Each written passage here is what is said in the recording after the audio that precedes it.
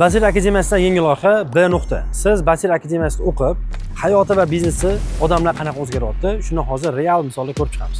Bugungi bizning B nuqtamizning birinchi ishtirokchisi bu Probox Zafarjon aka. Ular bizning akademiyada o'qib, Proboxni qanaqa o'zgartirdilar. Savdo juda tushib ketdi va bir kun o'tirimiz soat 16:00 va shu 16:00 da hali bironta ham savdo bo'lmagan. Va men bolalarga aytaymanki, hali hayotda bunaqa natija bo'lmagan. Ya'ni soat 16:00 bo'lyapti va bironta ham savdo bo'lmagan holat. Bizda eng muhim varonkamiz qismi 20% ketayotgan joyda biz shu tizimlashtirib KPI qo'yganimizdan keyin 60% ga ko'tarilgan. Mana hozir 15 kunligini agar oladigan bo'lsak, oldingi sotuvdan 50% ga o'sgan. Deylik 2 oy oldin $7,000 bir oyda savdo qilgan xodimniki hozir $50,000. Men raqamdan ko'rib turardim, lekin spin ishlatilayotgandan keyin ishlatmasak hali u yoqqa yetib bormagan deb o'yladim. Boshida o'zim tushunmadim nima qilish kerakligini, bolalarga ishonch topshirib To'g'ri nazorat orqali. Berdik. O'zlik qilishayotgan ekan, yaxshi. Probox bu 5 yildan beri O'zbekiston bozorida Apple mahsulotlarini naqshlar savdosida shug'ullanadi. Probox aynan bu sohada lider kompaniyadan hisoblanadi. Natijalar o'zimni ham hayron qoldirdi. Bu tür jarayonlarni hech qaysini biz kirib qo'l bilan qilmaganmiz. Hammasini biz o'qib o'zligi amalga oshirishgan. Men to'g'risini aytaman, natijalarni ko'rib o'zimdan hayron qoldim. O'sha filial, o'sha xodim, o'sha jamoa, o'sha bozor, o'sha muhit, lekin natijalar sizni ham aniq hayron qoldiradi. Shuning uchun men o'ylayman, bu videodan ko'ra siz qolganlardan ko'ra ko'proq foyda olasiz.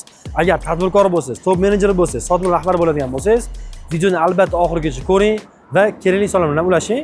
Biz unaqada Probox bo'lgan sayohatimizni boshlaymiz. Ketdik.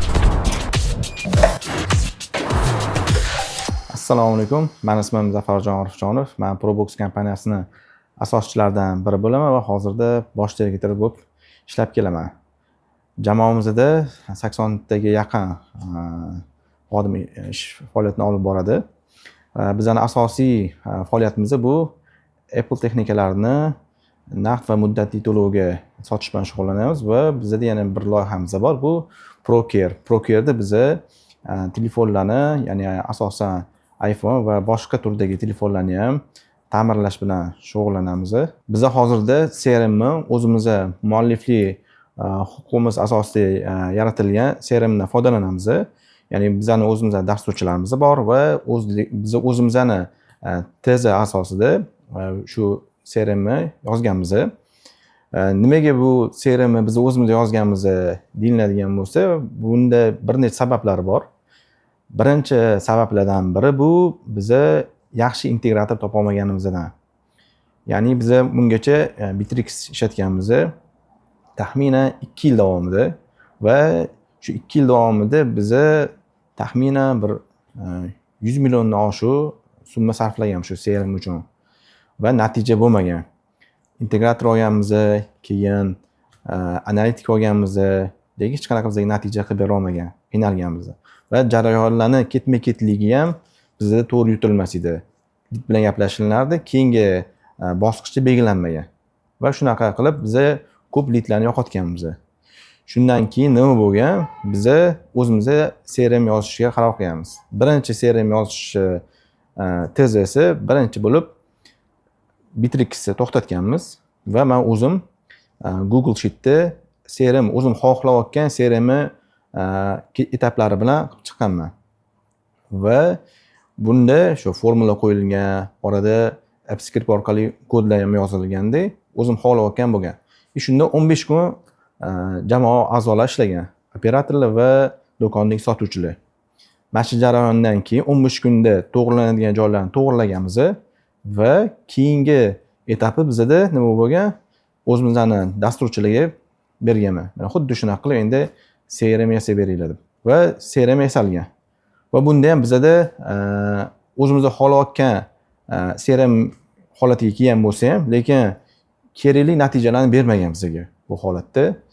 Keyin menga ham do'stim, ham tizimlashtirishdagi ustozim borlar, ya'ni Abdulhakim aka. Ular menga tavsiya qildilar, video tashlaganlarda, mana bolani ko'rib chiqing, biz o'zimizga o'xshagan tizimlashtirishda mutaxassis ekan, shuni ko'rolman, videolarni ko'rib chiqing deb Abdulbor akani reality videolarini tashlab berganlar. Ular birinchi ko'rib chiqqanman etaplarni. Boshida juda qiyin deb tuyulgan menga, lekin yoqqan menga. Ketma-ket etaplar, chunki mendagi bo'layotgan og'riqlarga javoblar berib ketganlar. Va keyingi qilgan ishim nima bo'lgan? Realty'ning birinchi videosiga o'tganmanda har bitta jarayonni aytilgandagidek qilib men o'zimga qog'ozga yozish boshlaganman. Har bitta jarayon aytilgan narsalarni yozib tezroq qilganmizda va shu asosida o'zimizda yozgan CRMni shunga moslaganmiz. Ketma-ketlikda qilib. Va hatto shu sanaqada videoda Telegram bot haqida gapirilgan. Ya'ni vazifalar qo'yiladi. Vazifalar qo'yilgandan keyin uni birinchi bo'lib 10 minut 10 daqiqa davomida kutiladi. Unda vazifani bajarmasa bot, Telegram bot xodim operator o'ziga xabar yuboradi. Xabar yuborganda men senga vazifa bo'ldi, 10 daqiqa o'tdi. Shunga vazifani bajarib qo'y. 20 daqiqadan ichida bajarmasa, keyin u robga borish kerak. Rob ham shu narsani kontrol qilmasa, keyin menga kelishi kerak. Xuddi shunaqa Realty'dagi shunaqa botlarni ham o'zimizga to'g'irlaganmiz. Hozirda ham ishlab kelyapti va Gemini ulib ovozlarni ham tahlil qilish, qanaqa gapirdi degan narsalar qilingan. Bir gap bilan aytadigan bo'lsak, biz o'zimizning CRMni Abdulbor akani Realty'lar asosida qurganmiz va hozirda shu holatda bizda ishlab kelyapti. Abdulbor aka bilan tanishishdan oldin menda bitta fikrlash bor edi. Ya'ni har bitta jarayonni men o'zim nazorat qilishim kerak, o'zim tepasida turishim kerak. Men bo'lmasam hech kim mendagi qila olmaydi degan fikr turardi. To'g'ri, buni fikri men ko'p eshitgan boshqa fikrlarni, ya'ni sen 5 yil qila olmasang ham boshqalar 3 yil qilsa rozi bo'lgan degan narsani eshitganman, lekin amalda qo'llamagan. Baribir men o'zim tepasida turishim kerak degan fikr qo'yganman-da. Shundan keyin Abdulbor bilan gaplashganman. Biz ularni kurslarida, biznes navigator kurslarida o'qidik va uni tatbiq qilishimiz sekinlashib boshladi. Ya'ni biz har hafta 2 ta dars o'tsak, biz 3-4 hafta o'tdi, biz hali ham birinchi darsni amalga oshirmagan. Nimaga aytsa, bu yerda asosiy to'siq men bo'layotgandim. Men o'sha darslikdagi mukammal narsa qilishni xohlayotgandim. Va keyingi etapga o'tkazishni men xohlamayaptim. Keyingisini qilaylik, jamoadagi bolalar aytsa, "Yo'q, buni birinchi zo'r qilamiz, keyingisiga o'tamiz" degan fikr turgan edi menda.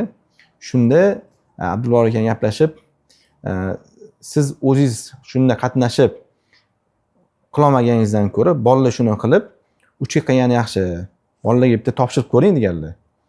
Keyin bo'ldi deb, keyin jamoa bilan maslahatlashganman-da, ya'ni ularga mas'uliyatni yuklaganman. Men shuni sizlarga topshirsam, oxiriga yetkazasizlarmi deb, men ularga mas'uliyat yuklaganman. Keyin ular mas'uliyatni olishgan, ularga men hamma jarayonni topshirganman. Ya'ni sotuvdagi, CRMdagi holatlarni hammasini ularga topshirganman. Men jarayondan chiqqanman shu holatda. Asosiy meni vazifam keyin bu yog'iga ko'proq shu strategiya bilan shug'ullanishga qaratganman. Orada Amerikaga ham ketdim. Umuman jarayonga aralashmadim. Lekin holat yaxshilanib, mana hozirda Xudoga shukr, savdolarimiz ham yaxshi ko'tarildi. Hozirgi CRM analitikasini ochib qarasam, ba'zi joylarda o'zim ham tushunmay qolaman, chunki raqamlar juda ko'p. Juda ko'p. Hammasini ham ko'rishga men ulgurmayman. Men asosiy ko'radigan joylarim bor, o'shani ko'raman. Qo'yani bolalar bilan o'sha Abdulbor akaning jamoalaridan Azxon bizga har hafta kelib, bolalar bilan birga ishlashadi va vazifa topshiriladi. Shu vazifani bir hafta davomida qilib, yana ko'rishib shu jarayonga kelamiz. Biz hozir Probox'ga call centerga kirib ko'ramiz. Yonimda call center rahbari Muhammad Ali aka. Muhammad Ali aka bilan qisqacha Probox'da nima o'zgarishlar bo'ldi dasturdan keyin Muhammad Ali bizga aytib beradi. Hozirgi paytda 8 ta qizdan iborat. Ya'ni call centerda shu masofadan turib sotuv qilishadi Probox'da. Asosiy vazifasi lead tushadi, o'sha varonka. Oldin varonkalar juda chalkash bo'lgan. Siz darsingizdan keyin ancha joy-joyga tushib, o'sha varonka orqali anaqalar ko'paydi.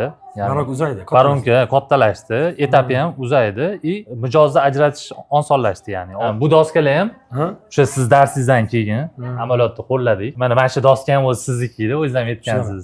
Bu o'zim berganman. Juda qadrli doska bizga. Bu doska bilan biz taxminan $2 million sotuvlanganmiz. Bu shu Riyadda paytida olingan. Riyadda mashina sotulan yozardik. Keyin bu outsource call centerimizga o'tdi. Keyingi ofisga o'tgandan keyin doskaga ehtiyojimiz qolmadi bizda. de o'shanda keyin Zafarjon aka o'sha doska qo'yamiz deb to'xtang dedim. Men o'zim qadrli doskam bor. Bo'lsa Proboxga bo'lsa-da berdik. Zo'r yaxshi. Zo'r o'sha tushuntirganingizdek mijoz do'konga borishi bilan sotuvi nechta bo'layotganligini avtomat emotsiya uchun qo'ydik. Ya'ni o'shanda darsingizda ko'rganimizda biz ham o'zimiz uchun yengil olgan edik. Shundan keyin tatbiq qildik, amaliyotda yaxshi effekt berdi. Nimaga? Xodim sotdim deb og'ziga aytgandan ko'ra kelib o'sha mana jirinlog'ini bosgandan keyin buni emotsiyasi va boshqalar qarshi chalishi boshqacha. 3 oy oldin qanaqa edi mana? Bundan oldin doska ishlashga, qanaqadir bu effektni emotsiyadan tashqari nima beryapti yana? 3 oy oldin umuman o'zi CRM'da ko'rib o'tirardik. Kim nechta sotuv qilganini og'ziga aytardik qizlarga, "Sen bugun 2 ta sotding, 3 ta sotding" degan narsa bo'lardi. Unda emotsiya bo'lmasdi. Jarayonni ham ko'rib turgani baribir yaxshi-da. Hamma ishda faqat sotuvda emas. O'zi umuman nazoratchi etgandan ko'ra o'zini natijasini xodim o'zini ko'zi bilan ko'rgani yaxshiligini biz his qildik, shuni tushunib yetdik. Keyin bu yoqda yana bitta doskamiz bor. O'sha sizni darsingizni o'tgan edik. Xodimni bir kunlik samaradorligi bor. Shu orqali o'lchaymiz. Agar bu yerda plan fakt qolib ketadigan bo'lsa, demak ishini vaqtida bajarmagan bo'ladi. Uni bir kunni o'zida nazorat qilamiz. Buni bir oy o'tgandan keyin уже pojar bo'lib, yonib ketib bo'lgandan keyin qaramaymiz. Har kunligini kunida hisobotini tayyorlaymiz. Gap yo'q lekin zo'r. Umumiy savdo rejasida nima o'zgarish bo'ldi? Oldin qanaqa bo'g'di, keyin qanaqa bo'ldi? Oldin planlarimizni baribir plan oldingi sotuvga qarab qo'yilardi. Oldingi sotuvdan nisbatan 2 barobarga o'sdi deb o'ylayman bu oyda. Ha, yo'q. O summasi aniq esimda-yu, hozir adashib ketib qolishim mumkin. Shuning uchun 2 barobarga o'sdik deb o'ylayman. O'shanda esingizda bo'lsa, darslikni ham birinchi boshlaganimizda planimiz nima deyilganda, so'dan 2 yoki 3x o'stirishimiz kerak edi. Unga natijalarni ko'rsatganingiz, nimalar qilinsa, o'sha narsa osishini. Qisman o'sha narsalarni qilib chiqdik, o'rganganlarimizni tatbiq qildik amalda. Inshaalloh o'sish bo'lyapti. Bitta gap aytishdi. O'zi kelishimdan oldin Zafarjon aka aytdilar, Odiljon aka aytdilar. Bizda hozir bu oyda call center tarixida bo'lgan sotuv bo'lyapti. Shunaqa. Qanchalik o'rasti olgan? To'g'ri, to'ppa-to'g'ri. Oldin mana hozir 15 kunligini agar oladigan bo'lsak, oldingi sotuvdan 50% ga o'sganmiz. Shu 15 kunligida, ya'ni 15-iyulgacha bo'lgan datani oldik. Birinchidan 15-avgustgacha bo'lgan holatni o'lchaganimizda 50% oldinda sotib yuribmiz. Ya'ni oldin bizda organika sotuvi baland yurgan bo'lsa, ya'ni o'zi mijozni o'zi do'konga borgan bo'lsa, hozir biz orqali borayotgan organikadan o'sdi. Ya'ni budjetni oshirmasdan turib biz suvdan oshirdik. Ya'ni hamma aytishi mumkin. Oldin reklamaga $10,000 target tiqqan bo'lsang, 100 ta sotuv qilgan bo'lsang, endi 15,000 tikib, yana 100 ta yoki 120 ta qilib oshiryapsan degan narsa yo'q. O'sha rezultatdan nimada ko'rinadi deyilganda, siz darsingizni ko'rganmiz, yana darsingizga qaytamiz. O'sha paytda budjetni oshirib yoki xodimni sonini keskin oshirib, buni rezultat demaydi degan faktni keltirganingiz. O'sha narsaga biz inovatga oldik. O'sha budjet bilan, o'sha lead bilan sifatliroq ishlashni boshladik. Zo'r. Demak, hozir biz 50% o'sdi deylik. 50% dan oldingi xodimlar soni qanchalik farq qilyapti? Hozir nechta? 8 tami hozir? Hozir 8 ta. Oldin nechta edi? Oldin ham 8 ta bo'ldi. Oldin ham 8 edi. 8 ta. Ha, demak, xodim soni oshmadi. Yo'q, xodim soni. Budjet taxminan necha foizga o'sdi? 10, 20, 30 oladigan bo'lsak. Budjet, ya'ni tikiladigan tikilgan. Katta farq qilmadi, 10% ga oshirdik. Zo'r. Zafarjon aka ham 10% dedi. Mana Muhammad Ali aka ham 10% otdilar. Hozir demak, bu raqamlar ko'rasiz bir-biriga mos kelyapti. Demak, budjet 10% ga oshdi. 10% ga. Lekin umumiy o'sgan narsa 50% dan oshdi. 50% dan oshdi. Yana natija hali davom etyapti. Buni oy oxirida aniq ma'lumot keltira olamiz. Shu litlar bilan ham mana o'sdik. Nimaga? Asosan nazorat kuchaygani uchun har bitta xodim bilan gaplashib, o'zini fikrini olib, ya'ni ishlayotgan baribir xodim bo'ladi. Tepasida nazorat qilayotgan odamlar fakt ko'radi, lekin ichiga kirganda hamma muammolar kelib chiqishini o'rgandik. Shu asosan shu narsalarda o'sish ko'rdik demoqchiman. O'sish nuqtasini ko'rdik. O'sha oldin jarayon mana 1, 2, 3 qilib zinadan sekin-sekin chiqilmasdi-da. Katta natijani olamiz deb bittada sakrab yuborardik. Boshqa narsalarga o'tib ketardi. Fokusda bo'linardi. Hozir aytadigan bo'lsak, etapma-etap sabr bilan, o'sha to'g'ri yo'li bilan ishni boshqarsa, natijaga keyin yetishini o'rgandik. Abdulbor aka bilan o'qiyotganimizda bitta holat bo'lgan, ya'ni biz endi ish boshlaganmiz, savdolarimiz ko'tarilishi jarayoni boshlaganmiz, mahalla adashmasam bolalarga, ya'ni jamoaga hamma ishni ularga topshirmagan edim. yo topshirganman yo topshirmaganman. Shu holatda savdo juda tushib ketdi va bir kun o'tirimiz soat 16:00 va shu 16:00 da hali bironta ham savdo bo'lmagan. Va men bolalarga aytayapmanki, hali hayotda bunaqa natija bo'lmagan. Ya'ni soat 16:00 bo'lyapti va bironta ham savdo bo'lmagan holat. Nega bunaqa narsa bo'lyapti deb bizni nima deydi, qanaqadir darajada tushkunlikka ham tushganmiz. Nima qilish kerakligini ham harakat qilganmiz. Lekin jarayonda biz har bitta kichkina bosqichlarni, kichkina bo'laklarni to'g'irlab mana hozirda har bitta holatda varonkani bosqichlarda qayerda muammo bo'lyapti, qayerni to'g'irlashimiz kerak, kim qayerda xatolik yo'l qo'yapti, ya'ni raqamlarda ko'ra oladigan darajaga olib chiqdik. Va hozirda savdo tushsa yoki biz xohlaganimizdek ketmasa, biz analitikni ochamiz, har bitta jarayonni bittalab ko'rib chiqamiz va shu jarayonda biz qayerdadir kamchilikni topamiz. Raqamlar biz ko'p bo'lganligi uchun va raqamlarni biz aniq ko'ra olganligimiz uchun muammoni topishimiz oson bo'ladi. Oldin bizda analitika qanaqa bo'lardi? Kuniga nechta savdo qildik, bo'ldi. Mana shu bo'lardi. Menda bitta prinsip bor, ya'ni bu bitta ish bilan shug'ullanyapmanmi, bo'ldi, boshqasi hech chalg'imayman. Ya'ni men bitta biznes bilan shug'ullanyapman, boshqa bizneslarga kirmaslikka harakat qilaman va kirmayman ham. Sababi meni fokusim bitta biznesda bo'lishi kerak. Va shuning uchun ham kompaniya holati yaxshi bo'ladimi yoki qanaqadir qiyinchilik payt bo'ladimi, faqat kompaniya haqida o'ylaganligim uchun tez kechasi tushlarimda ham korxonani ishini, korxonada bo'lgan jarayonlarni ko'rib chiqaman. Ba'zida uyg'onib ketaman, shu uyg'onib ketganimda shu holatda ko'p o'ylayman. Agar men boshqa bizneslarga ham aralashsam, boshqa bizneslarda ham jarayonlarda qatnashadigan bo'lsam, menda bunaqa chuqurlash biznesda ko'p haqida o'ylash menda yo'qoladi va o'zim xohlayotgan natijaga erisha olmayman. Shuning uchun qiyin vaziyat bo'ladimi, yaxshi vaziyat bo'ladimi, har doim korxonani o'ylayman. Tez shu korxona haqida tushlarni ko'p turaman, qilayotgan ishlarimizni o'ylab chiqaman, shu holat bo'ladi. Korxonada ko'p shunaqa holat bo'lib turadi o'zi. Istalgan korxona olsangiz, ya'ni unda tepaga chiqish, pastga tushish holatlari bo'ladi. Bizda ham xuddi shunaqa tepaga tushadigan, pastga tushadigan holatlar bo'ladi. Bu savdo, ya'ni Abdulboriy aka bilan ishlashimizdan oldin ham bunaqa holatlar bo'lgan. Tepaga chiqqan paytlarimiz bo'lgan, pastga tushgan paytlarimiz bo'lgan. Har xil holatlar ta'sir qilgan holatda. Ya'ni Xudoga shukr, har bitta holatda biz vaziyatdan chiqishga harakat qilganmiz va chiqqanmiz. Bu yerda ham vaziyatdan chiqamiz deganmiz, lekin qanaqa chiqamiz, nima qilib chiqamiz, qanchada chiqamiz degan aniq, ya'ni raqamlar yo'q edi.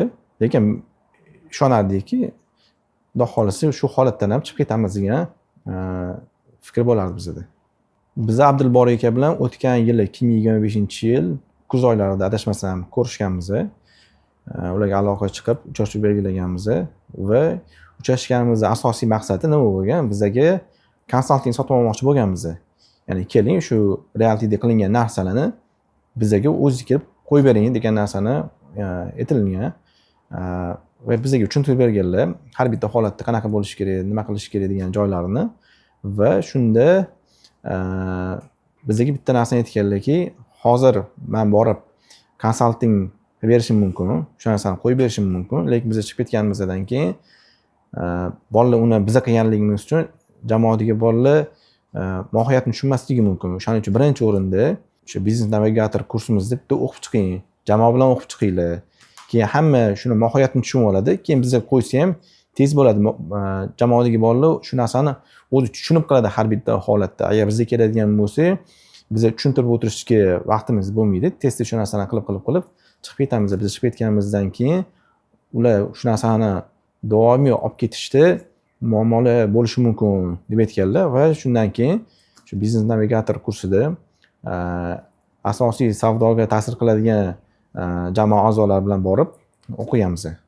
Biza korxonada o'zi bitta an'ana bor. Ya'ni biza korxonani rivojlantirayotgandagi qilayotgan investitsiyani odatda unaqa katta rasxod deb ko'rmaymiz. Ya'ni korxonani rivojlantirish uchun qilinayotgan investitsiya deb qabul qilamiz. Va shunda ham biza berganmiz. Biza natija bo'lishini ishonganmiz. Sababi biza videodagi realtini o'zidan natija ko'rganmiz. O'shandan keyin bunda ham natija bo'ladi deb kirganmiz. Bizda ortiqcha shubhalanish yoki qanaqadir o'xshaydimikan, o'xshamasmikan degan holatlar bo'lmagan. Sababi biza bundan oldin juda ko'p pullar yo'qotganmiz, har xil konsaltingga yoki qanaqadir joylarga pul berganmiz.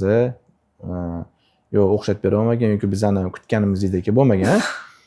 Biza Abdulboriy akaga o'sha kursni sotib olishimizdan oldin natijalarni ko'rganligimiz uchun, undan avvalgi natijalarni va o'shaning uchun biza bemalol qo'rqmasdan to'liq o'qiymiz. Akademiyada birinchi bo'lib bizaga berilgan dars, ya'ni bu shaxsiyat darsi bo'lgan. Boshida men o'ylaganmanki, hozir darsdan boshlanadi, savdoni qanaqa boshlash kerak degan narsa o'ylaganman, lekin shaxsiyat darsi boshlangan. Chunki men oldin har xil trenerlarga borganman, kurslarga borganman yoki qanaqadir klublardan a'zo bo'lganman. U yerda ko'proq shu asosan texnika, boshqa narsalarga ko'proq urg'u beriladi va u yerda birinchi adashmasam yo bitta yoki ikkita dars shu shaxsiyat haqida bo'lgan. Ya'ni insonning o'zining shaxsiyati, ya'ni odam o'zini to'g'irlamaguncha, ya'ni mindsetini to'g'irlamaguncha natijalar bo'lishi qiyinligi haqida bo'lgan va bu narsa bo'lganligini meni xursand qiladigan narsasi, men bitta o'zim bo'lmaganman. Bunda shu savdoga ta'sir qiladigan jamoa a'zolari bo'lganligi uchun ular ham shu narsani qabul qilishganda, miya ochilingan. Undan keyin nimaga unaqa qilishimiz kerak, qanaqa qilishimiz kerak deb bolalar o'zi fikrlab shu narsani davom etgan. Ya'ni hozirda bolalar o'zi shu jarayonni qilib kelishligida mana shu shaxsiyat darsi ham katta rol o'ynaydi deb o'ylayman. Ko'p odamlar o'zi biladi, nima qilish kerakligini biladi. Lekin boshlashiga kelganda ko'pchilik boshlamaydi. Ya'ni muammo shunda. Biz ko'p narsani bilamiz, ko'p narsa eshitganmiz. Hozirgi paytda ma'lumot olish oson bo'lgan davrda yashayotganligimiz uchun juda ko'p narsani bilamiz. Lekin boshlamaymiz. Shulardan bittasi menda odatlarni shakllantirish bo'lgan. Va shu odatlarni shakllantirishda shu yerda bilardim men, odatlarni shakllantirishim kerak degan narsani bilardim, lekin boshlamaganman. Shu yerda keyin shu darsdan keyin habit tracker degan dastur ko'chirib, o'shanga odatlarni yozib, odatlarni iloji boricha belgilab ketishga o'zimga odat shakllantirganman. Lekin undan avvaldan bilardim, lekin qilmaganman. Shu dars menga mana shu narsa ko'proq esimda qoladi. Shu birinchi darsdan keyin, shaxsiyat darsidan keyin bizda bitta odat shakllandi. O'zi bu narsa darsdan bitilgan. Yangi operator ishga kelsa, birinchi bo'lib shu shaxsiyat darsini va ish jarayonidagi holatlarni darsini ko'rib chiqish kerak. Va hozirda bizga yangi operator kelsa, birinchi bo'lib shu shaxsiyat darsi va keyingi ish jarayonida qilinadigan darslarni ko'rib chiqishadi va keyin ishga chiqishadi. Boshqa, ya'ni darslarga borganimizda mentorlar tayinlanardi. Mentorlarda ularda ham o'qishni endi bitirib chiqqan bolalar shu jarayonni ko'rib olgan, shu har bitta holatda tushuntirib berishga harakat qilardi. Lekin ba'zida sal chuqurroq biznes haqida sal chuqurroq savol bersangiz, o'ylanib qolardi. Menda shunaqa narsa bo'lganki, demak, bizga mentor bo'layotgan odam shu biznes ichida yurgan, ko'proq narsa ko'rgan, ya'ni ko'proq biznes ichidan tushungan odam bo'lishi kerak degan fikr bo'lgan.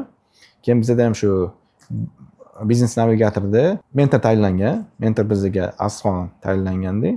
Keyin birinchi dars eslayman, Zoom bo'lgan. Zoomga kirganmiz. Endi biz jarayonni boshlashimiz kerak. Asxon sizga mendan kompaniya haqida, maqsadlar, yana shunga o'xshagan narsalarni so'rashni boshlaganda, keyin qaraganman. Yosh bola nima mendan bunaqa so'rayapti deganman. Keyin aytganman, Asxon deganman, hozir bunaqa gaplashishga vaqtim yo'q deganman. Tezroq jarayonga kiraylik deganman. Keyin aytganman. Hozir menga bunaqa narsa qiziq emas. Tezroq jarayonni to'g'irlashim kerak deb aytganman. Shunda ichimda o'ylaganman. Menda shu yosh bola shunaqa narsalarni so'rayapti degan fikr o'tgan. Lekin ya'ni tajriba, uni fikrlashi, ya'ni yoshda emas ekan. Ya'ni odam o'zida bo'lar ekan. Ko'rdiki, Azizxon bilan ishlab kelib turib, yaxshi natijalarga, Azizxon sababli yaxshi natijalarga erishdik. Ko'p shaxsiy brendiga ishlagan, ya'ni biznes trenerlar yoki shunga o'xshagan sohadagi konsultantlar bor. Ya'ni ular biznes tomonlama, ya'ni o'zining shaxsiy brendini qurgan va endi jarayonni boshlaymiz deganida o'zi kirmaydi va shu yerda nima qiladi? Mentorlarni qo'yishni boshlaydi. Agar o'zi kiradigan bo'lsa, bu nima deydi? Biznes model tomonlama to'g'ri kelmaydi, chunki bitta odam o'zi 3-4 ta loyihadan u yog'iga o'ta olmaydi. Lekin ko'proq loyihani olish kerak, uchun mentorlar tayinlanishi kerak. Shu holatda o'zi nima bo'ladi? Shu mentorlar ko'p narsani bilmaydi. Ya'ni biza shaxsiy brendga shu odammi deb borganmiz, lekin bizaga dars berish kerak bo'lgan, tushuntirib berish kerak bo'lganda boshqa, ya'ni yoshroq endi o'qishni bitirib kelgan bolalar bizaga o'rgatish boshladik. Ko'p hollarda bu yerda o'zi tushunmaydi. Ya'ni anaqasini mohiyatini tushunmasligi mumkin yoki shu narsani o'rganib olganda, lekin orqasida qanaqa qo'llanish kerak, qanaqa natijalar beradi degan narsani bilmagan. Bizda ham xuddi shunaqa narsa bo'lgan. Ya'ni biznes navigator o'qiganimizdan keyin Abdulborga dars o'tariladi. Keyin bizaga anaqa berilgan. Konsultant mentor berilgan. Mendan shuni bosh shunaqa fikr bo'lgan. Bu yerda ham shunaqa ekanda anaqa hozir mentor keladi, mentor yo'g'iga anaqa qiladi deb o'ylagan. Shundan keyin Azizxon kelgan. Azizxon shunaqa savollar berish boshlagan. Yozgincha nima deydi? Jahlim chiqdi ham desam bo'ladi. Lekin men jarayonni ko'rib aytamanki, Abdulbor aka shu jarayonga qatnashmadilar bizani loyihada. Lekin bizaga kerak bo'ladigan darsdagi har bitta o'tilgan narsani bizaga Azizxon juda zo'r qilib tushuntirib berdi, mohiyyatlari bilan tushuntirib berdi. Biza shuni Azizxon qilib bermadi bizaga. Azizxon bizaga tushuntirib berdi, qanaqa qilish kerakligini, ketma-ketligini tushuntirib berdi. Uni jamoa a'zolari o'zligi qilishdi. Kimdir operatorlar bilan ishladi. Kimdir shularni bizani jamoada boshqarib turdi. Kimdir uni bizani dasturchimizga qatnashgan dasturchimiz shu narsani dasturga qo'shib berib turdi. Mana shunaqa qilib jamoada hamma Azizxon vazifa berardi. Kim tasdiqlanardi, hamma o'zi tushunib, shu narsani to'g'ri qilib, mana hozir natijasi yaxshi ketyapti. Azizxonni o'zini ishni mutaxassisligini biz qachon bilganmizki, ya'ni darsda o'tilgan narsani juda zo'r qilib tushuntirib berishida va mohiyatini tushuntirib berishdan boshlangan. Ya'ni shunchaki darslikni gapirib bermagan. Ya'ni darsdan mana shundan keladigan foydalarni gapirib bergandan keyin va shundan keyin biz olgan natijalarimizdan keyin biz Azizxonga ishonish boshlaganmiz va hozirda Azizxon kelib turib bizga nimalarni tushuntirib bersa, yoki qanday raqamlar kerak bo'lishini aytadigan bo'lsa, ortiqcha savol bo'lmaydi. Bu bola o'zini sohasini mutaxassisi. So'rasa ham shu narsani tushuntirib beradi degan fikr bo'ladi va hozirda ham mana shunday holatda ketyapmiz. Biz kulli norma qo'yganmiz, standart 12 ta pasportga bu yerda har xil chekli summalarimiz bor, qog'ozga o'ralgan. 12 tadan oshiradigan bo'lsa, bitta tortadi, kulli bonus deyiladi. Ya'ni kuniga 50 minggacha pul yutib olish mumkin. Qilgan ishi uchun. Agar 18 tadan oshadigan bo'lsa, pasport cold-duration ham agar minimum 2,5 soatga qo'shiladigan bo'lsa, ikkalovini tizim qilib bir-biriga bog'lab qo'ydik, 100 ming so'mgacha yutib olish mumkin. Bu oylikdan tashqari bonus. Natija qanaqa o'sdi? Natija o'sdi.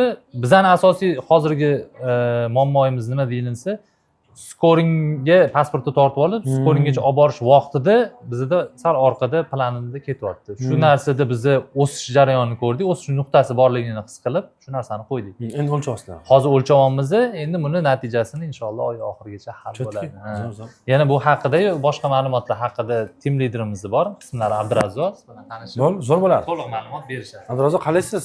Rahmat, Allohga shukr. Xo'p, nima endi bo'ladi? Nima ko'rsatmoqchisiz bizga? Xo'p, Abdulbor aka shu biznes navigator o'qiganimizdan keyin man jarayonni hozir boshqaryapman. Har bitta jarayon, ya'ni KPI, sotuv ssenariysi, sotuv psixologiyasi, hamma narsalarni o'qib nima natija oldik? Umumiy holatda biz CRM siz aytganingiz bo'yicha varonka kesimda oldik biz natijamizni. Varonka bo'yicha qaysi raqamni, qaysi etapda o'lchashimiz kerak, shuni biz bilib oldik. Undan oldingi oylarda biz noto'g'ri raqamlarni o'lchab, noto'g'ri raqamlar bilan ishlab yurganmiz. Hozirgi bizning o'zimizning raqamlarni, ya'ni scoring tizimini, do'konga keldi, scoringni, foizlarni hammasini aniq o'lchab oldik. Shu bo'yicha ishlayapmiz. Keyin har bitta xodimni o'sha darsi bor-ku, shaxsiyat, sotuv psixologiyasi, sotuv ssenariysi, taqdimot, keyin sotuv va e'tiroz. Har bittasi bilan, har bitta xodim bilan o'sha videoyuz orqali dars o'tib, har bittasi bilan workshop qilib, xodimlarning o'zini anaqasini sotuv siklini ko'tardik. Ya'ni sotuv konversiyasini ko'tardik. Ya'ni oldin e'tiroz aniqlanmas edi yokida ehtiyoj bilan to'g'ri ishlanmas edi. Просто ishlanadi. Hozirgi shu budjet bilan, hozirgi shu lidlar bilan oldingi oy misol uchun umumiy sotuv sonimiz 120 ta bo'lgan bo'lsa, bir oy davomida 1-iyuldan 31-iyulgacha, hozir 17-sanagacha 140 ta sotdik уже. Bu degani 50% sotuvimiz ko'tarildi. Bunga sabab to'g'ri raqamlarni olib, to'g'ri raqamlar bilan ishlaganimiz. Ancha vaqtimizni tejaldi. Shaxsan men o'zim nazoratda bo'lganim uchun o'zim vaqtim ham yokida fokusim ham bitta joyga qaratildi. Oldin collaboration'ni ko'tarishim kerak, uni qilishim kerak edi. Noto'g'ri narsalarga vaqtim sarflab yokida fokusimni noto'g'ri joyga qaratib qo'yardim. Hozir raqamlarni to'g'ri o'lchashni, raqamlar bilan qanaqa ishlashni o'rganib oldik. Inshaalloh jarayonda oldin qanaqa edi kursdan oldin o'zi asosiy kuningiz qanaqa o'tardi? Kun tartib aytib bering. Asosiy kun tartib qanaqa edi kursdan oldin? Xo'p, hozir qanaqa bo'ldi? Keyin solishtiramiz. Shu Azizxon akam keladilar-ku. Oldin men misol uchun shu rob bo'ladigan bo'lsam, menda plan yo'q edi. Qanaqadir summaga borishim kerak emas edi. Mana endi plan qo'yib, natijaga yo'naltirildi. Oldin qanaqa bo'ladi? Men faqat xodimlarni nazorat qilish, ya'ni collaboration'ni 2,5 soat qilmasa nima qilmadi, nega vaqtida kelmayapti, klientlar bilan o'zim ishlamas edim. Ya'ni hozir qanaqadir muammo bo'ladigan bo'lsa, boshqa bo'ladigan bo'lsa, o'zim shaxsan mijozlarni o'ziga telefon qilib, shu nima desa bo'ladi, call center rahbariman, nima muammo bo'ldi deb, shular bilan ishlash, xuddi shu e'tiroz bilan ishlash har bitta xodimga o'rgatib chiqamiz. Oldingi o'sha bu raqamlarni ko'rmasdan oldin ishlashimizda fokus bo'lingan, shu faqat noto'g'ri narsalarga keldi-ketdi yoki collaboration'ga qaratganmiz, lekin sotuvning sifatiga, sotuv ssenariysi misol uchun u narsalarga umuman e'tibor bermaganman. Shunga qanaqadir vaqtim ham ko'p ketardi. Noto'g'ri yo'ldaligimga o'zim ham motivatsiya ola olmas edim. Hozir meni planim aniq. Qo'limda o'sha instrument bor, shu bo'yicha hozir harakat qilaman. Mana bu narsa rosa qiziq. Mana shu yerda ko'rsak bo'ladimi? Bu o'zi bilasizmi, bu baliq akvarium. Siz pul boqasiz bu yerda. Gapirib bering, nima bu? Biz buni oldin KPI qilib ishlatganmiz. Aytib bering. Xo'p, buni biz shu KPI darsingizdan ko'rib chiqib, Azizxon akam bilan maslahatlashib, buni 3 kun oldin yo'lga qo'ydik. Ya'ni bizda audit qilyapmiz-ku hozir. Audit darsingizdan olib turib, biznes audit qilyapmiz. Shu auditni biz o'sish nuqtasi deb scoringga jo'natiladigan pasport qabul qilish bor-ku.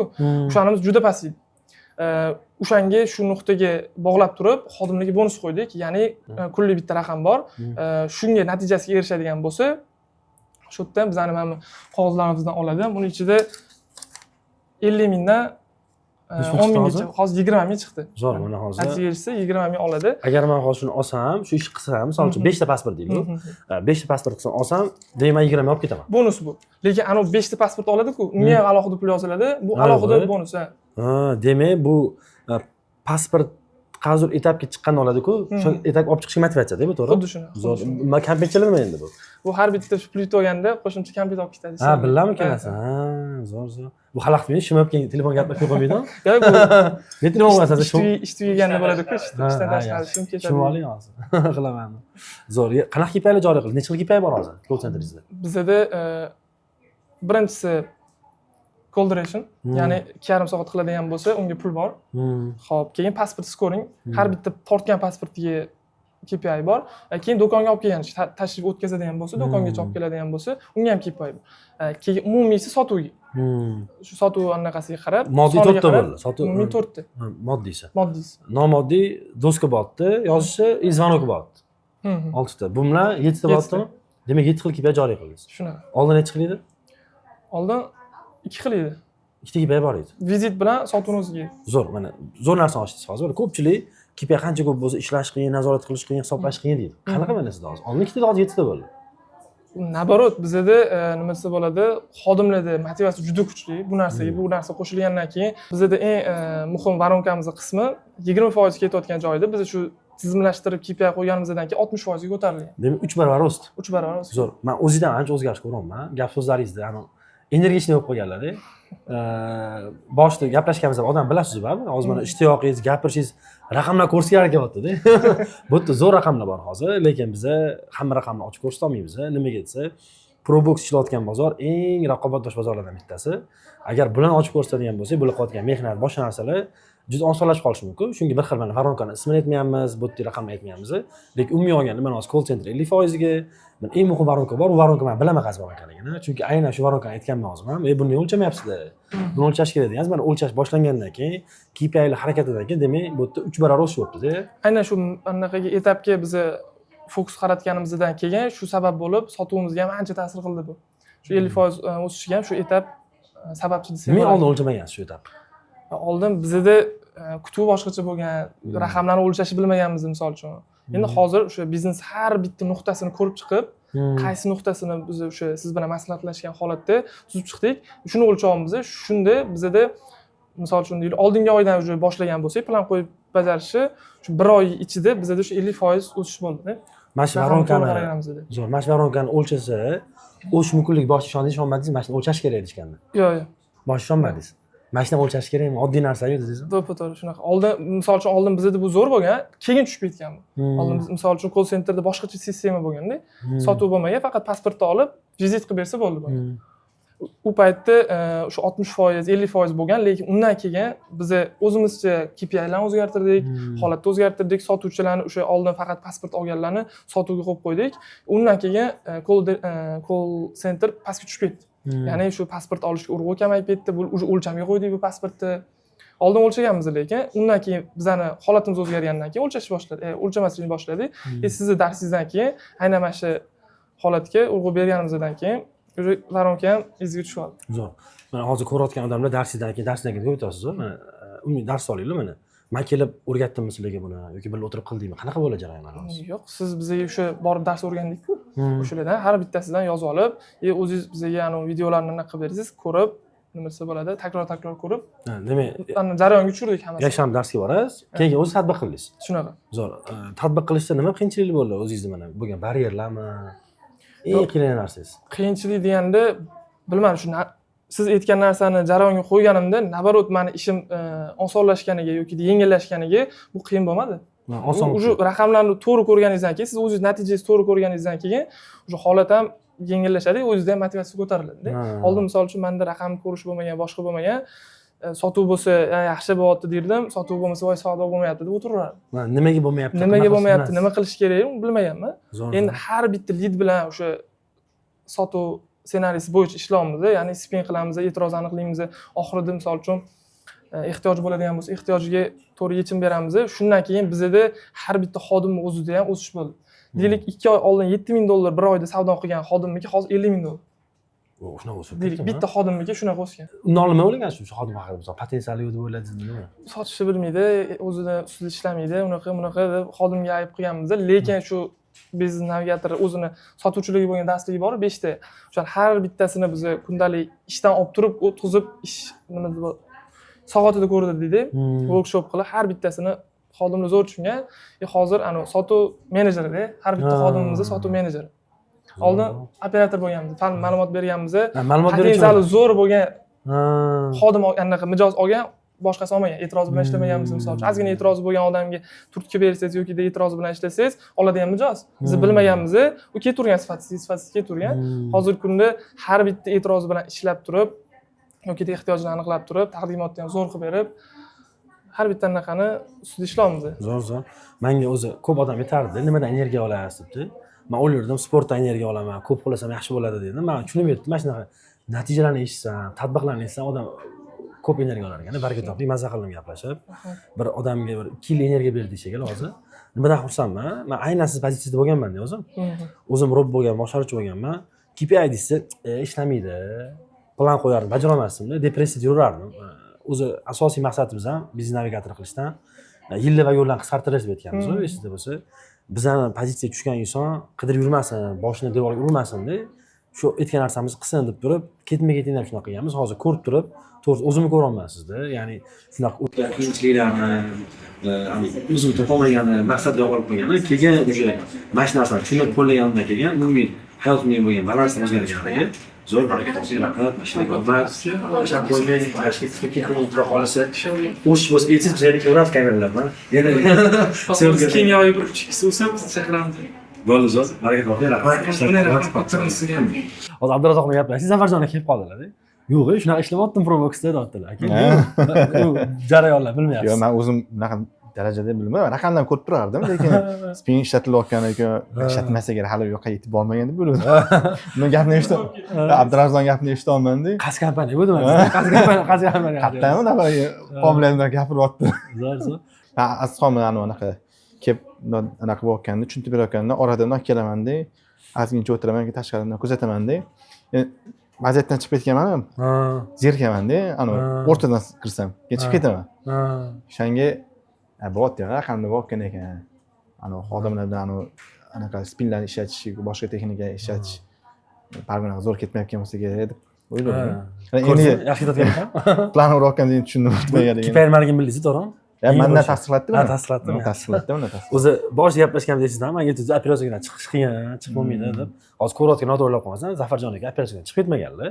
shunchaki endi o'zlarini vazifalarini qilyaptilar endi rost kelsa sevib ishlayaptilar to'g'rimi yoki men noto'g'ri aytyapman boshida o'zim tushunmadim nima qilish kerakligini bolalarga ishonch topshirib to'g'ri nazorat orqali berdik o'zidek qilishayotgan ekan yaxshi qoyil lekin bu Abdurazzoq ko'zga rahmat ancha narsa tadbiq qilinibdi lekin bor odam ko'rib boshi maza qilyapti shunaqa zo'r anaqa mana bu narsami yoniga qo'ying bu narsa o'sha darsingizni ham ko'rganmiz Asxon aka bilan ham mavzuni tashlab ya'ni fikrlashganimizda mijozning ketma ketligi sotuvgacha bo'lgan holati ya'ni lid tushib sotuvgacha bo'lgan holatda qaysi filtrlarni xodim qilish kerak и filtrlardan o'tgandan keyin sotuvgacha bo'lgan o'sha spin boshqa anaqa ma'lumotlarni qanaqa yetkazish kerakligi haqida qizlar uchun yo'riqnoma. Bundan tashqari sotuv ssenariysi ham bor. Sotuv ssenariyi ham bor. Bu endi bu eslatma, ya'ni checklist ekan. Checklist qaysi savolni berganligini o'zi uchun pitichka qilib ketadi. Hozir уже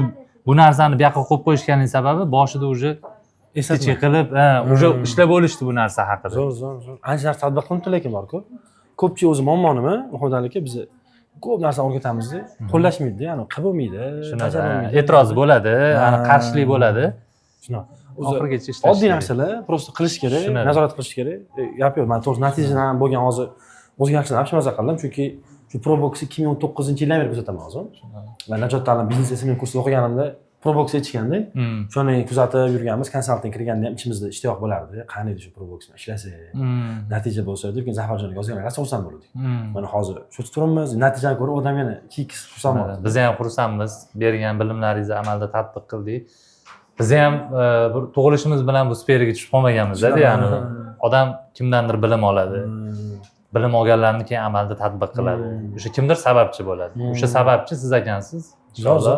Bundan keyin yana hamkorlikda ishlashni nasib qilsin. Sizdan ko'p narsa oldik. Alloh rozi bo'lsin. Biz to'liq o'qildik va birinchi, ikkinchi, adashmasam 3-darslarga keldik. Ya'ni 2 hafta, 3 hafta kelishib boshladik-da. Qarasak, berilayotgan ma'lumotlar, qilinadigan ishlar juda ko'p. Keyin men o'zimda fikr keldiki, ya'ni o'zim sheriklar bilan, jamoa bilan maslahatlashib, ish ko'p ekan qilinadigan ishlar. Hozir bizda qiladigan bo'lsa, dars 2 oylik bo'ladigan bo'lsa, bizda qiladigan ishimiz yana cho'zilib ketadi. Undan ko'ra shuni darsni konsaltingni to'g'rilab olib qolaylik deb fikr keldi. Keyin Abdulbor aka bilan gaplashdik. Shu narsa fikrimni aytdim. Shunday qilmoqchimiz deb aytdilar-da. Keyin men jamoa bilan bitta maslahatlashib, hozir ololmaymizmi, ololmaymizmi, shunga qarab aytaman dedilar. Shu gaplardan keyin bo'ldi, bizda nima bo'ldi? Hamma narsani tashlab yubordik-da. Men darsga bormay qo'ydim. Bo'ldi, hozir konsalting deb qo'ygan qilar ekanmiz dedim. Men bormaganimdan keyin jamoadagi bolalar ham sekin-sekin bunisi borib, bunisi bormay, keyin ba'zi hech kim bormay, shunaqa holat bo'ldi. Hamma bo'sh qo'yib yubordi. Keyin Abdulbor aka yo hozir ololmas ekanmiz anaqani nima deydi konsaltingga ololmas ekanmiz sababi ulgurmaymiz sizni olsak sifat buzilib qoladi shuning uchun hozir bolalar o'qishsin darsni tushunib tursin keyin joylar bo'shagandan keyin olishimiz mumkin dedilar keyin yana qaytadan darslarga borishni boshladik va orada keyin azizxon bizaga shu haftada bir marta kelib o'sha darslarni tushuntirib berib orada zoomda xohlasa ba'zi ofisimizga kelib tushuntirib berdi natijalarga keladigan bo'lsak natijalar bizaga bu dastur chiqarib beradi dastur o'zimizaniki bo'lganligi uchun noldan o'zimiz uni yozganligimiz uchun xohlaganimizcha analitikani qo'shishni boshladik va bundan keyin biza nimalarni ko'rishni boshladik bizaga kelayotgan mijozlar nechtasi yangi mijozlar nechtasi doimiy mijozlar ya'ni eski mijozlar ko'proq qilib aytganda eski mijozlar nechta telefon yangi telefon sotilyapti nechta eski telefon sotilyapti har bitta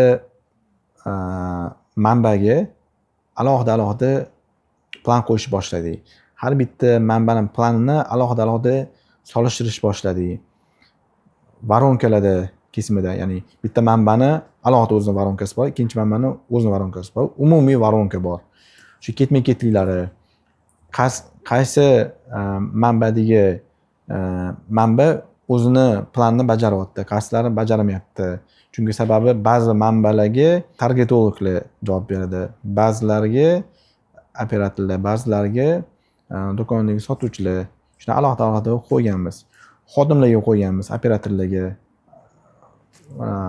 ularni voronkasi bor ularga alohida plan qo'yganmiz ya'ni gapirsa juda ko'p hozir hayolimga kelganlarni aytolmay hattoki qo'yilgani bitta yil tushgandan keyin o'rtacha necha kunda yoki necha soatda savdo bo'lyapti bu qaysi voronkadagi lidda qanaqa kunda savdo bo'lyapti qaysisi qancha kunda savdo bo'lyapti shunaqa raqamlar ham bor hozirda proboxni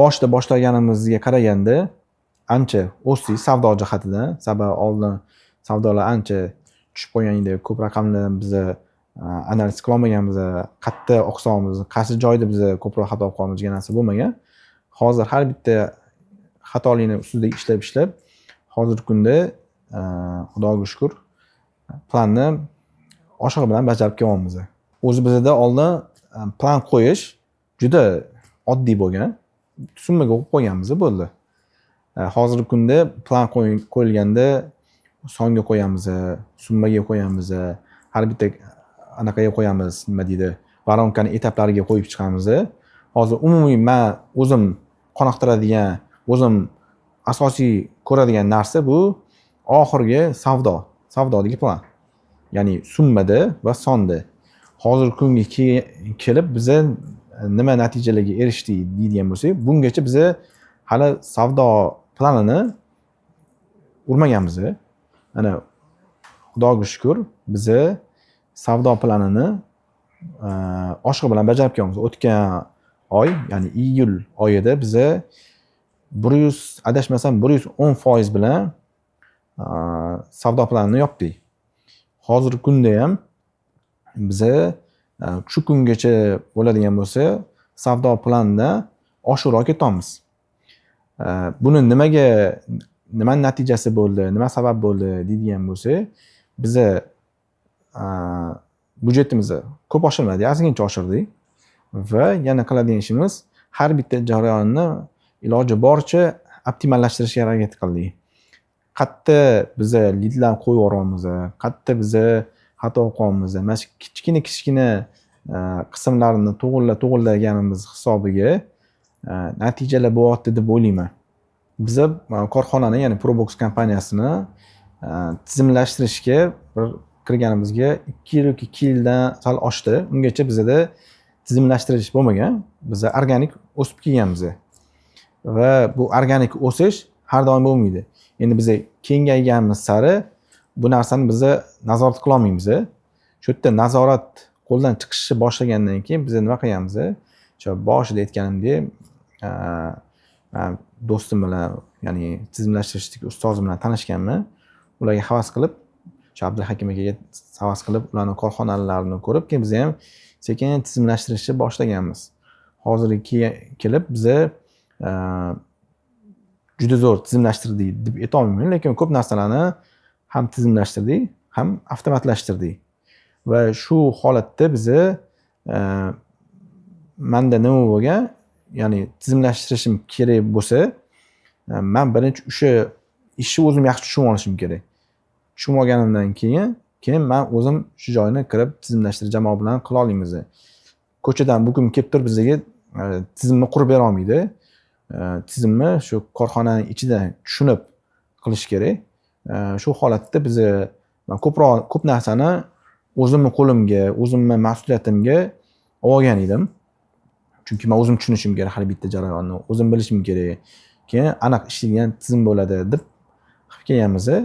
Keyin shu bolalarga, jamoaga shu anaqa topshirganimizdan keyin sotuvni tizimlashtirish, optimallashtirishni men jarayondan chiqqanimdan keyin 2 hafta bo'lmadim, safarga ketdim va safarda bolalar, jamoadagilar hammaligi o'zligi shu narsani qilishdi. Savdolar Xudoga shukr oshdi, jarayonlar yaxshi ketdi. Bu narsa nima deydi, ko'p omillar bor bunaqa narsa etish uchun. Bitta narsani o'zini etib bo'lmaydi. Chunki biza mana bu narsani deb etsak, lekin aslida u narsa bo'lmasligi mumkin, o'sha narsa uchun bo'lmasligi mumkin, boshqa oddiy sabab bo'lishi mumkin. Lekin umumiy sabablar deb aytib ketadigan bo'lsam, korxonani qanaqadir darajada tizimlashtirganmiz va qanaqadir darajada avtomatlashtirganmiz va biznes navigatorda o'qiganimiz, jamoaga mas'uliyatni berib shu narsani o'ziga qilishni topshirganimiz va yana ko'p faktorlar bor shu narsaga kelganimizga. Dars davomida o'rgangan, ya'ni tizimlashtirishni bir qismi bo'lgan narsalardan bittasini o'rgangan narsam bu sotuv rejasini qo'yish. Ya'ni sotuv rejasini to'g'ri qo'yish. Bizda oldin sotuv rejasini qo'yish juda oddiy bo'lgan. Kelayotgan oyda menimcha savdo qilishimiz kerak. Menimcha summa, menimcha sonda degan bo'lgan bo'ldi. Bundan keyin biza shu yuqorida aytganimizdek har bitta kelayotgan manba uchun sotuv rejasi, operatorlarga sotuv rejasi, plan fakt qilib har kunlik ularni solishtirish. Ya'ni bizda jarayonlarni avtomatlashtirib qo'yganligimiz uchun savdo bo'lishi bilan faktga u ta'sir qiladi. Shuning uchun ham bu qismi ham bizga juda ko'p foyda berdi. Ya'ni biza ham sotuv rejasini to'g'ri qo'yganmiz, ham bu yoqdan avtomatlashtirganimiz bizga juda ko'p foydalarni keltirdi. Hozir suhbat jarayonida biz ko'p tizim deb gapiryapmiz, lekin tizim degan so'z bu umumiy so'z.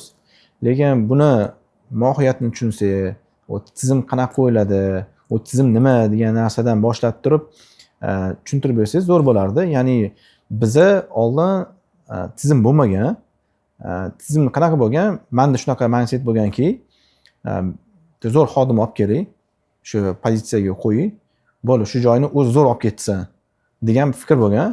Lekin bu fikr bilan men pand yeganman. Jamoa shakllantirilgan, bitta mutaxassisga ishonganman, topshirganman va jarayonga aralashmaganman. Bo'ldi. Natijalar yaxshimi? Yaxshi. Yaxshi ketyapmizmi? Yaxshi ketyapmiz. Raqamlarni o'zi ko'ryapti, men ko'rmayman. Menga oxirisiga tadbirkor uchun kerak bo'lgan natija olinyaptimi? Bo'ldi, olinyapti deb shu holatda keltirilgan. Shundan keyin menda masha qarorimni pand yeganlarim bo'ldi. Chunki u jamoa, u bo'lim meniki emas. O'sha xodim ketganidan keyin u bo'lim ham tarqaladi. Shunaqa bo'lgandan keyin sekin men shu tizim qurish jarayonini boshladik. Tizim qurayotganda asosiy narsa tizim qurmoqchi bo'lgan odam, ya'ni bu asoschi qurish kerak. Xodim qurish kerak emas jarayonni. Asoschi kompaniyani qanaqa ko'ryapti yoki qaysi jarayonlarni optimallashtirish kerak degan tushunib qo'yish kerak, mohiyatini tushunib qilish kerak. Uning uchun shu bo'limni ichiga o'zi kirish kerak. Shu bo'limni ichiga kirganidan keyin har bitta jarayonni tushunib har bittasini to'g'irlab qo'yadi. Shundan keyin biz tizim qurish boshladik. Undan oldin men vazifalarni topshirgan bo'lsam, keyin uni natijasi salbiy tugagan bo'lsa, hozirgi holatda biz qanaqadir darajada tizim qurdik.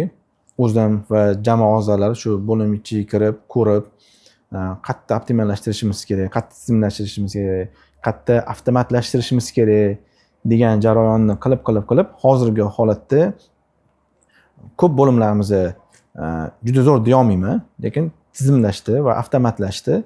Shundan keyin biz shu holatda mana shu tizim avtomatlashtirish ustiga xodimni qo'yib, keyin vazifalarni topshirdik. Va shu topshirganimiz jarayonida endi shu topshirish yaxshi natija beryapti bizga. Va shuni orqasidan keyin biz to'g'ri vazifalarni topshirishni o'rgandik. Agar tizim bo'lmasa, shu holatlar yoki avtomatlashib ketgan bo'lmasa, o'sha jarayonni asosini o'zi bilmasa, vazifa topshirilishi mumkin. Intuitiv topshiriladi u holat va jarayon ham shunaqa, ya'ni natija ham xuddi shunaqa bo'ladi. Biz qisqacha hozir Probox'da ofisda turib qolamiz. Men hozir ko'p chiqdim. 4 etaj Zafarjon ekan desam, 3 etaj bu yerda. Dream office bo'lgan ekan. Hozir biz qat bu Zafarjon ekan? Tushuntirib bera olasizmi? Open space hisoblanadi. Bu yerda marketing bo'limi, IT bo'limi, keyin xonada HR bo'limi, oshxona, bu yerda tennis o'ynashadi. Ne ular sharoitlar qilib qo'ydingiz? Boshida biz har xil joyda ishlaganmiz edi. Hozir shu paytda do'konlar bo'lsa, ikkita do'kon bor o'shanda. Bitta do'konning ichida qaysidir bo'lim, qaysidir do'konning boshqa bo'lim, keyin aloqa markazi boshqa joyda edi. Boshida shu mandalik bo'lgan, g'oya bo'lgan, bosh ofis qurish. Hamma back office bilan ishlasangan narsa. Keyin uni anaqasi, ya'ni xodim kelgandan keyin maza qilib ishlasan. Video ishlatsa bo'lsin. Haqiqiy kompaniyada ishlayotgan hissini bersan degan narsa qilingan. HR bo'limi ham bekor buyoqqa qo'yilmagan. Chunki open space odam eng xodim ishga kelsa, birinchi kelib o'tdan kiradi, sharoit ko'radi, keyin o'tadi. Ha, suhbatga yotganda ham. Taktik Modda ochiq joy. Birinchi kelib suhbat qiladi. Keyin bo'ldi. Mana shuni o'zi biz uchun bitta yulduz beradi. Moliyachi ham to'sib qo'ymayapti. Pullar bor. Zo'r narsa o'ylayapsiz lekin bor. Yaxshi his qilaman. Keyin bu yerda adashmasam anaqa bunaqa bo'lmagan to'g'rimi? Sharoit. Yo'q, bu qanaqa bo'lgan? Oddiy ofis bo'lgan, kirsangiz oddiy an'anaviy ofis qanaqa bo'lgan? Katta takmilda turadigan ofislar. Keyin adashmasam bu qanaqadir o'sha eski rahbarlarga o'ziga mashhur etajda bo'lib olingan edi. Keyin yo 4-chi, 3-chi etajda mashinalar joy 7 xonaga bo'lib tashalganda. Ha, yo'q. Mayda-mayda qilib tashalganda. Biz keyin nima qilganmiz? Bu yerda o'zimiz loyihalashtirganmiz. Qanaqa bo'limlar bo'ladi? Kim qanday o'tirish kerak degan narsa bilan chizib olib turib, keyin hamma remontni nol qilganmiz. Keyin boshqatdan patologlarni, umumiy holatlarni, ya'ni maqsad nima bo'lgan? Bu yerda oyoq kiyim emas, bemalol o'z uyida yursin degan qarorlar qo'yilgan. Shunaqa, juda qulay. Oyoq kiyimda bo'lsa, loy bo'lib ketishi mumkin, har xil holat bo'lishi mumkin, o'zini mumkin. Demak, ortiqcha pul sarflab mana shunaqa qilib olgansiz. Men ham shu narsani orzu qilaman. Back office bo'lsin, sharoitlar bo'lsin, oshxona, shunaqa departamentlar bo'lsin deb havas qildim biz yana. Oldin hiring jaydari bo'lardi. Ochuvga. Bugunmi tanish kelsa ham 1-5 minut suhbat bo'lardi. Oldin qayerda ishlagani, nima ish qilgani, shu necha yoshligi, ortiqcha narsa yo'q edi. Ya'ni ortiqcha deganda hozirgidagi talab kuchli emas edi, so'rab olinardi. Asosiy qadriyati, nechinchi farzand, o'zi hayotdagi maqsadi qanaqa, mana shu narsalar gaplashiladi bo'ldi. Hiring tizimini men o'zim darsligini shaxsan ko'rganimdan keyin har bitta detalni ichigacha kirish kerak ekan. Nimaga? O'sha xodimni yaxshi o'rganib olmagunizcha u ishga tatbiq qilish, ya'ni ortiqcha vaqt ketishini ko'p ko'rdim. Ya'ni ishga olasiz, 10 kun, 15 kun video ko'radi, darslik ko'radi. Undan oldin bo'lgan, video bo'lmagan, ishga tushib ketib qolganlar juda ko'p bo'lgan. Ham o'sha yerda vaqt yutqizganmiz, ham birovni vaqtini olib qo'yganmiz. O'zini vaqtini yo'qotgan. Shu narsalarni hozirgi hiring tizimida noldan o'sha oxirigacha kelishib olib, 5 ta darslik ko'rishi, boshqa umumiy fikr-chikirigacha nima savollar berilishi hammasini o'zimiz uchun spiska qilib, o'sha spiska orqali xodimni hiring tizimidan o'tkazib qabul qilganimizdan keyingi natija yaxshi bo'ldi. Qiyinlashib ketdi-ku jarayon, naborot. Qiyinlashdi. O'sha misol uchun 10 ta, 20 ta rezyume topshirganni rezyumeni baribir rezyume to'liq ma'lumot bo'lmaydi. Rezyumeda o'sha asosiy kerakli savollari bo'ladi. Bar chaqirganingizdan keyin to'liq o'rganasiz u xodim. Oilaviy sharoiti qanaqa, o'zi nima uchun ish qidiryapti, oldin qayerda ishlagan, asosiy yutuqlar nima bo'lgan. O'sha bizani jamoaga ko'nikib ketishiga, tushishiga o'sha narsalar taalluqli joyi bor ekanda. Oldin qabul qilingan o'sha IQ test bor, shaxsiyat testi bor. O'sha narsalarga ham e'tibor berganimizda hozirgi ishlayotgan qizlarimizni ham natijasini ko'rdik. Undan keyingi olingan qizlarning ham natijasini shunga qarab baholab ko'rdik. O'zi nimaga orqada qolayotganini o'shanda ham ma'lum bo'ldi. Shaxsiyatdan. Bu hiring tizimini yangi kelgan qizlar uchun ham emas, oldingi ishlab turgan qizlar uchun ham o'tkazdik. Men o'zim o'tkazdim. O'sha yerdagi savollarni ishga qabul qilib bo'lgandan keyingina gaplashdik. Aniqlashtirib oldingiz? Aniqlashtirib oldim. Zo'r. O'sha chunki ichiga kirmasangiz, misol uchun har xil holat bor-da. Ertalab tursangiz, yana shu ishmi deydigan holat bor. Voy, bugun ishga borishim kerak, men planlarim bor, qilishim kerak degan holat ikki xilda. Shunaqa holatda ko'rdimki, odamda o'sha ishga mehri, o'sha yerdagi ishxonani muhiti yoqmasa, majburlikdan keladi.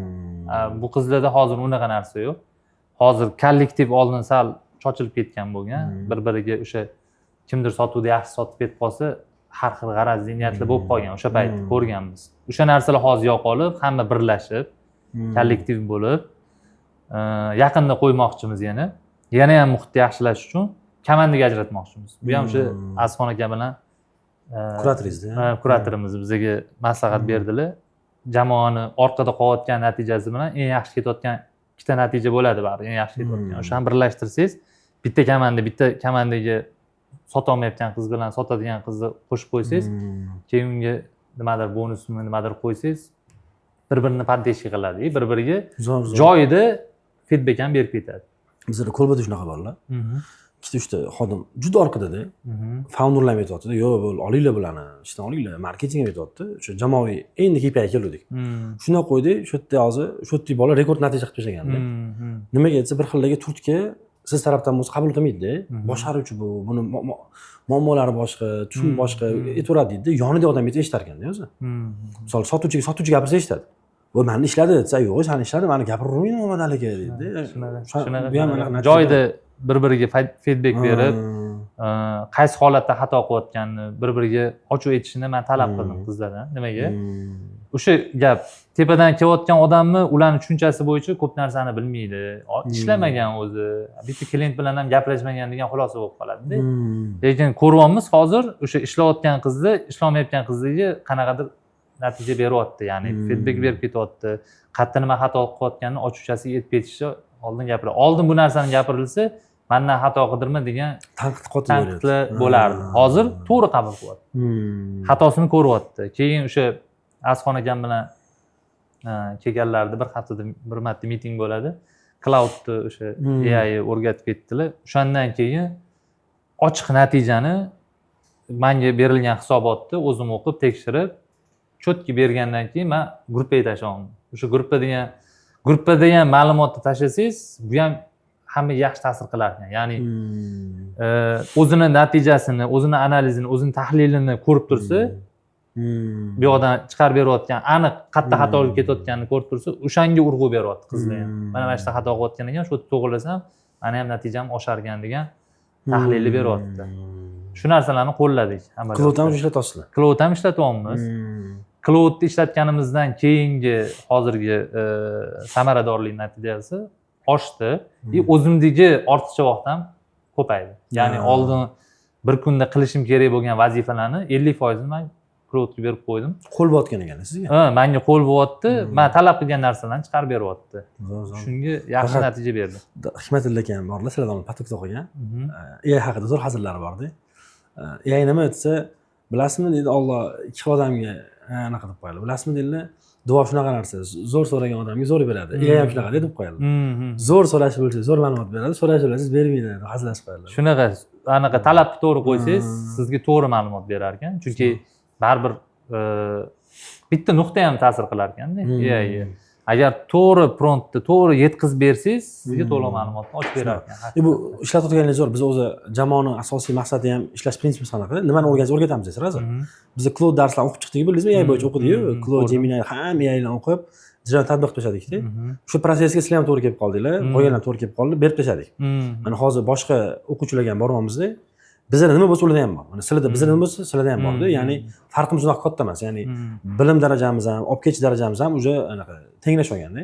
Bu yog'iga stabil qilib tursa, menimcha unaqa katta bo'lmasa kerak. O'zi men call centerga o'tganimga o'sha darslikni qabul qilganimizda boshlaganman call center. Undan oldin Martdan. Undan oldin men Undruvda bo'lganman. Hali ham Undruvdaman. Ha. Hozir как call centerni, u ham call centerda Undruv baribir. Bitta qilib yuborildi, ya'ni tepasida men nazoratchiman, men rahbarman, xodimligi. Undruvda asosan meni vazifam undirish, ayoqdagi filtrni qattiq bo'lgan. Ya'ni 10 tadan bittasiga sotib bo'lgan, men filtr qilib berardim. Nimaga? Ko'rinishi, gap so'zi olinardi. Ani chiqadigan ballari bor katimda. O'sha narsalarga filtrni men kuchliroq qo'yardim. Endi hozir nima qilishdi, gapingizni bo'ldim. Hozir ham u yoqqa o'ynayapman, ani futbol sifatida ham zashda turibman, ham hujumda turibman-da. Men gol o'tkazib yuborishim ham kerak emas. Tushundim. Gol ham urishim kerak-da. Demak, siz Nurda bo'lganingiz sotuvga bosim bo'lgan, yaxshi sotib qololmagan. Shunaqa qisman shunaqa. Endi hozir mana sotuvga o'tkazishdi, nisbatan skoringda ancha yengilroqman, lekin baribir orqani o'ylab ish qilyapman. Oldin bizda nima xatolik bo'lgan, endi bu xato deyiladimi, xato deyilmaydimi, ochib aytish kerak. Bizda roplar kelgan, tashqaridan kelgan. Bizani hozirgi situatsiyamiz endi ichimizdan chiqarmoqchimiz. Bu rahbarlarning anaqasi, plani. İchimizdan xodim chiqarib, rahbarligigacha yetkazish. Namunasi birinchisi Odil. Mendan oldin kelgan ishga mana direktor sifatida chiqdi. Ijrochi direktorlar. Ijrochi direktor. Men o'zim o'sha Undruvni nolidan boshlab kelganman. Undruvning rahbarigacha. Ya'ni bitta o'zim telefonda o'tirardim. Sana bo'lmaganmisiz? iPhone sotib olib, to'lamasdan yurib, keyin buni ushlab kelib siz yo'q. ishlab bering. Unaqa holat bo'lmagan. O'shanda, o'sha paytda 5-6 ta xodim ishlardi. Men kelgan paytimda rahbarlar o'zligi ham undiruvchi, ham sotuvchi bo'lib ishlashardi. O'sha paytda men kelib noldan ko'tarilganman. Aytmoqchi bo'lganim, menga 3 oy oldin qo'limga tegdi, ya'ni call center, nimalarni o'zgartirish, nimalar kerakligi. Oldingilarda ro'p kelgan, oldi-orqaga qaramay sotuv bo'lgan. Ko'p chiqib ketib qolganda, har xil anaqalarga mijozlik sotuv bo'lgan. Shunaqa holatda biz qiynalganmiz-da. Shuning uchun men undan oldingi holatda aytolmayman. Hozirgi holatga kelib, shu darsingizni o'qiganimizdan keyingi holatda natijalar sekin-sekin yaxshilanyapti. Shu asosan. Umumiy olganda bugun sizlar B nuqta loyihasida Probox loyihasini ko'rib chiqdik. B nuqtadan maqsad o'zi nima desa, tadbirkor oldingi Basir akademiyasigacha bo'lgan hayoti, uni A nuqtasi va undan keyingi borgan B nuqtasini muhokamasi edi. Videoni ko'rganingizda biz harakat qildik sizga realniy hayotda ishlaydigan bo'lgan narsani ochib berishga. Proboxda bo'lgan narsani umumiy xulosa qiladigan bo'lsak, bu yerda qanaqadir sehrli damlama, sehrli instrument yo'q tushunasizda. Yoki biz bu yerda kirib qo'limizdan hech narsani bajarmadik. Xursand qiladigan nima desangiz, shu ketma-ketlikni 2019-yildan boshlab tadbirkor bo'lgan paytimdan beri Riyadda qo'llab kelganman. Va mana hozirgacha Riyaddan ta'limga o'tganimda ta'limchilar aytdiki, "Sen e-commerce ekansan. Bu ta'lim-ku. Birinchisi qila olasanmi?" deydi. Keyin birinchi natijasini YouTube'ga qo'yganmiz. Undan keyin maktab sohasiga o'tdik. Maktabda ham aytishdiki, "Birinchi maktab ekan, qila olasanmi?" O'tgan natijamizda mana Jahon School bor, Buyul Kolba bo'ldi. Undan keyin Probox bu retail do'kon bo'lib ham nasiya savdo. Mana bu yerda ham natijani ko'ryapsiz. Tabiiyki, bularda ham shunaqa savol bo'lgan bo'lishi mumkin. Lekin natijani o'zini ko'ryapsiz. Muhimi nima desa, muhimi soha emas. Muhimi bu to'g'ri ketma-ketlik va tatbiq. Agar siz shuni to'g'ri qiladigan bo'lsangiz, o'ylaymanki, katta ehtimol bilan sizni biznesingizda ham sezilarli o'zgarishlar bo'ladi. Ko'ryapsiz, bu yerda tabiiyki hamma insonda bor e'tirozlar bo'lgan. Operatsiyadan chiqaman deganlar, xodimlik to'g'ri vazifa bera olmaganlar yoki uni nazorat qilish qiyin bo'lgan, noto'g'ri raqamlar o'lchangan. Undan keyin nima bo'ldi desa, biz mahsulot o'zgartirmadik, biz bozorni o'zgartirmadik, biz marketing katta budjet sarflamadik, biz zo'r sotuvchilarni olmadik. Biz shunchaki to'g'ri kommunikatsiyani yo'lga qo'ydik, kutilmani to'g'ri qildik va miyamizdagi bloklarni yechdik va to'g'ri ketma-ketlik orqali ishlarni qilish boshladik. Natijani ko'ryapsiz. Hali Probox tarixida bo'lmagan natija bizasiz. O'zidagi dasturni o'qib, shu natijani qilishyapti. Siz tadbirkormisiz, top menejermisiz, sotib rahbarmisiz, aniq bilmadim. Lekin agar sizda ham shunaqa muammo bo'ladigan bo'lsa, nima qiling deb o'ylayotgan bo'lsangiz, mana shu videoda buni javobi bor. Videoda aytilgan narsani qilib ham siz yaxshi natija qilishingiz mumkin. Lekin muhimi nima desa, men ham o'zgarmoqchiman, shunaqa natija qilmoqchiman desangiz, buni yechim oddiy. Akademiyaga keling. Bu videoni sizga dastur sotish uchun qilmadik.